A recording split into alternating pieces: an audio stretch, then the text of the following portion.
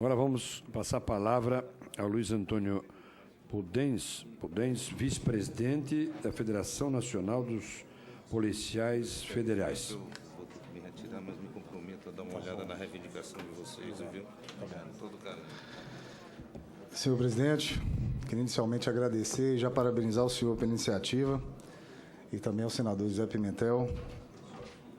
Realmente é um tema que gera grandes reflexos, apesar da simplicidade do texto da medida provisória 650, ela realmente tem reflexos muito grandes e nós entendemos isso, compreendemos o processo legislativo e a lisura com que vem sendo conduzida. E também respeitamos as outras categorias que emendaram, são 42, inclusive nossas, faz parte do jogo democrático, nós temos que respeitar.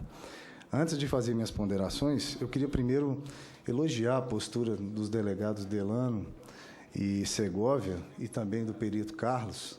Há muito tempo que no âmbito da Polícia Federal, principalmente aqui nessa casa, a gente não vê pessoas com essa coragem de vir aqui e falar o que falaram. São merecedores de grande elogio dos agentes escrivões e papiloscopistas da Polícia Federal e do Serviço Público Federal como um todo. Durante muito tempo nós trouxemos várias discussões aqui para essa casa, aqui representada tanto pela Câmara quanto o Senado, e nós nunca tivemos essa chance de fazer esse embate frente a frente, expor as ideias frente a frente. A gente não sabia se era por medo, se era por algum tipo de contenção, se era algum outro tipo de reserva. Mas pelo isolamento que nós vimos aqui da Associação dos Delegados Federais, nós entendemos o porquê. E também em conversa anterior com o presidente da comissão, se me permite revelar uma parte da nossa conversa, deputado, nós sabemos que foram infiltradas informações, inseridas informações mentirosas, inverídicas, apesar do curto texto, foram inventadas frases e características dessa reestruturação que realmente não existem. E o que causa mais espanto é um conhecedor, um representante dos conhecedores do direito, trazer essa informação facilmente rebatível, facilmente refutável.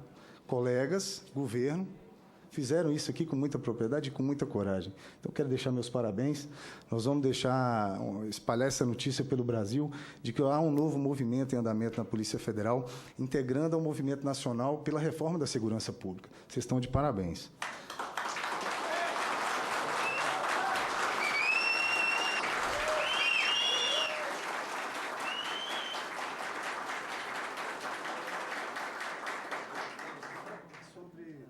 Sobre a palavra reestruturação, que mostra já o primeiro desconhecimento, ela foi necessária tanto para cumprir os prazos e por causa de uma demanda antiga. Eu sou conhecedor das negociações salariais de carreira da Polícia Federal há vários anos, participei de todas as últimas negociações. Então, eu posso falar de carteirinha de como são feitas as negociações na Polícia Federal. Fechamos as mesas no âmbito ministerial, no âmbito governamental, e sem qualquer justificativa, esses textos são modificados depois, nos bastidores. Nos bastidores. Nós somos surpreendidos, como fomos surpreendidos com a lei orgânica. Trabalhamos por vários meses, gastando dinheiro dos sindicalizados, gerando uma confiança nos nossos sindicalizados, e depois os textos eram modificados e enviados ao Congresso como se o original fosse. Isso aconteceu mais de uma vez, e temos como provar como essas coisas eram feitas, né, gerando um desânimo. E por que o governo deu especial atenção para nós? Essa última rodada de negociações começou em 2010, justamente quando havia um acordo assinado entre todas as categorias da Polícia Federal, uma representante dos agentes escrivães e papiloscopistas e 4 representantes de delegados. 4 sempre estiveram em maioria na mesa. Fechamos um acordo e houve uma desistência unilateral. De qual associação? A mesma isolada aqui hoje nessa primeira mesa. A mesma. E qual a justificativa? Promovíamos uma igualdade histórica entre o agente especial, escrivão especial, papiloscopista especial, com o delegado de terceira classe. Conseguimos essa permissão dos magnânimos associados da polícia, dos delegados da Polícia Federal. Foi uma concessão fenomenal, que não foi aceita nos bastidores, olhem. Na mesa foi aceita, mas nos bastidores, não. Havia uma justificativa de que há radicais, delegados federais, que não admitem que um agente especial ganhe o mínimo que um delegado ganha. São absurdos, são criados à margem de qualquer lei. E esse é o grande problema da Polícia Federal. Não há uma lei que defina as atribuições da Polícia Federal. Não há uma lei. E como criar uma referência para o salário, para lermos o artigo 39 da Constituição, encaixar perfeitamente e decidir o patamar salarial? Então, a primeira falácia que nós retiramos é a fala reestruturação. Era necessária. E se justifica chamar de reestruturação, por quê? Na Polícia Federal havia uma portaria de 89, apesar de ser um instrumento totalmente inadequado para definir atribuições, ela trazia que os federais entram na segunda classe. Então, olha a aberração que há na Polícia Federal. Os policiais de terceira classe não têm atribuições, não existem. Ainda que lendo a ilegal portaria 523. Era necessário corrigir. E onde nós iríamos corrigir? Na Lei 9266, que é a lei que nos organiza, que propõe a organização da Polícia Federal. 5 minutos você tem. Mais Obrigado, senhor deputado. Então, era necessário chamar de reestruturação. Óbvio, você vai fazer um encaixe perfeito entre a Lei 9266 e retirar, desmistificar a portaria 523. E aí nós entramos no outro aspecto grave. Por que medida provisória? É urgente, sim, e era relevante. São as condições necessárias para a medida provisória. Quem entende do processo legislativo sabe disso. E o governo estava muito atento nessa questão, porque o quadro da Polícia Federal estava sendo assolado com 15 suicídios em 3 anos e meio. 15 suicídios em 3 anos e meio. O delegado Delano vai enfrentar essa pedreira agora, assumindo a gestão de pessoal. Ele vai ter que enfrentar, e nós já nos disponibilizamos a ajudar nisso. Não podemos fechar os olhos para 15 suicídios em 3 anos e meio. Coincidentemente, o 15º foi um delegado, mas os outros 14 eram EPAs. Eram EPAs. Então, o quadro sensibilizou o Ministério do Planejamento, que é o responsável pela gestão de pessoas em todo o Serviço Público Federal. Fora isso, 30% dos nossos policiais estão ou licenciados, ou tomando algum tipo de medicamento, ou afastados, de alguma forma, já foram ou estão. É um absurdo. Qualquer categoria percebe que há alguma coisa errada no âmbito da Polícia Federal. E não é culpa, não é hora de buscar os culpados hoje, é hora de lutar para mudar isso. É um paradoxo que nós vivemos, né? Um dos órgãos de maior credibilidade do país, morto, doente internamente. E nós não podemos deixar falsos representantes de toda a Polícia Federal. A Federação representa mais de 80% dos policiais. Quem são os reais representantes da Polícia Federal?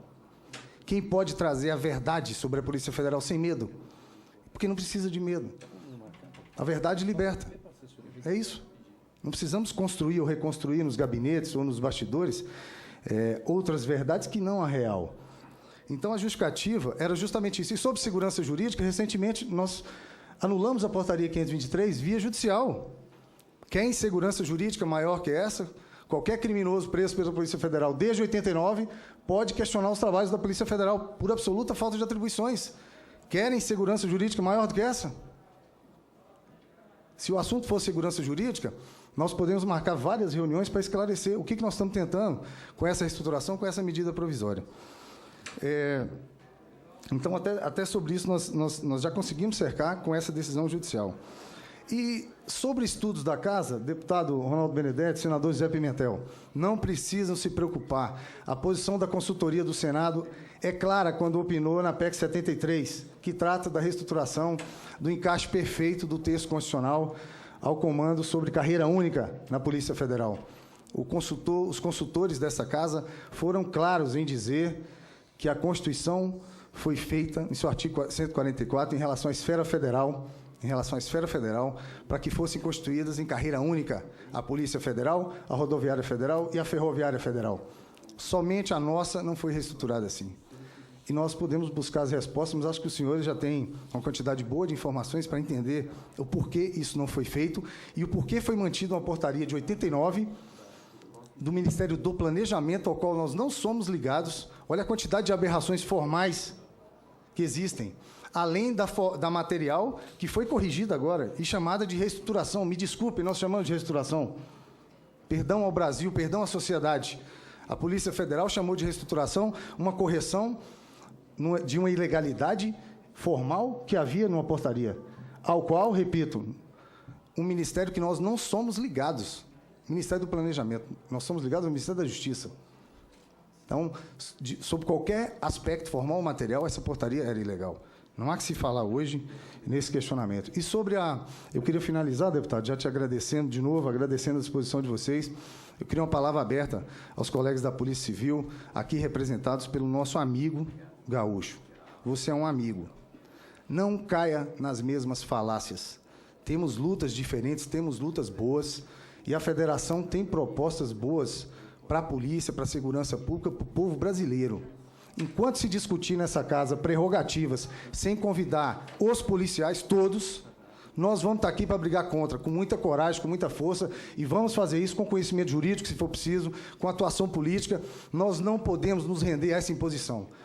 Não é igualdade Polícia Federal e Polícia Civil. Foram construídas para atender demandas diferentes, com prerrogativas diferentes. Essa igualdade beneficia os delegados da Federal de um lado, e quando querem falar de salário, não chamam os delegados da Civil. Não chamam. Tentam elitizar ao máximo as discussões e separá-las, como fizeram conosco, quando desistiram do acordo em janeiro de 2011, assinado por todas as categorias da Polícia Federal. É uma covardia, é um medo contido, na essência da palavra medo, na essência da palavra medo, não do embate físico, mas desse embate que está acontecendo aqui agora. E é por isso que eu fiz questão de parabenizar meus colegas de mesa. Pela primeira vez, depois de muito tempo de embate interno, eu tive orgulho de chamar um delegado de colega da Polícia Federal.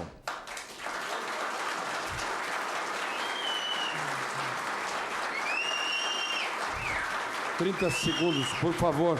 Deputados, por favor. Só queria agradecer a todos da mesa pela essa oportunidade. Eu sei que vai haver mais mesas, nós vamos estar disponíveis para o debate. Mas eu queria finalizar só lendo o texto da medida provisória, para que vocês entendam que não tem nada de mais, não é um grande pleito, não é a grande vitória dos agentes federais que tenha que mobilizar forças opositoras fantásticas contra uma grande vitória que nós consideramos apenas um degrau.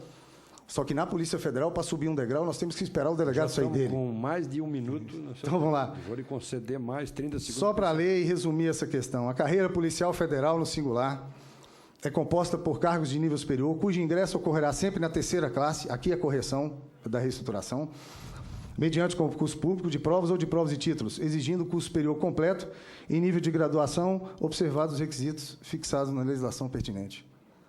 Nada demais para ser considerado uma grande vitória nossa, mas simples o bastante para entender o quanto é difícil vencer as forças opositoras hoje dentro da Polícia Federal. Muito obrigado. Queria só